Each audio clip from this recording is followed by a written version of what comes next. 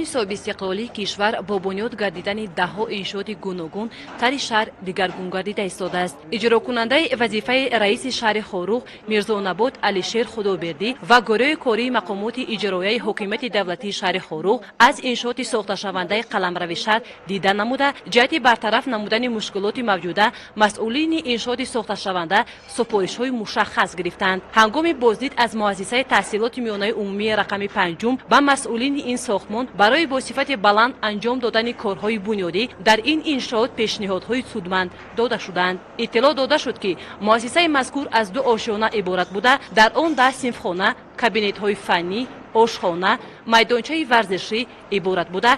طبق نقشه ساختمان مکتب نامبرده تا سال 2021 به اتمام خواهد رسید. گروه کاری از موضع تنظیم آب نوشاکی که در محله سیدمیر عبدالرحمن واقع می باشد دیدن نموده معلوم گردید که ساختمان این خط نوشاکی سال روان آغاز گردیده، آن برای 216 خواجگی محله‌های زواد نان و بیزمیش پیش بینی گردیده است. اینچنین گروه کاری با جریان کارهای سایل مستحکم کنی محله شریف آباد از نزدیک آشنا گردیدند. گفته شد که سایل بندی در مسافه 570 متر با مبلغ گذاری 1 میلیون سومانی انجام داده شده. نیت است که سال آینده کارهای سایل مستحکم کنی را طبق لایحه مساعدت به سلوس آباد توسط ساختمان انفراستراکچور مهم در شهر خاروق ادامه خواهد یافت.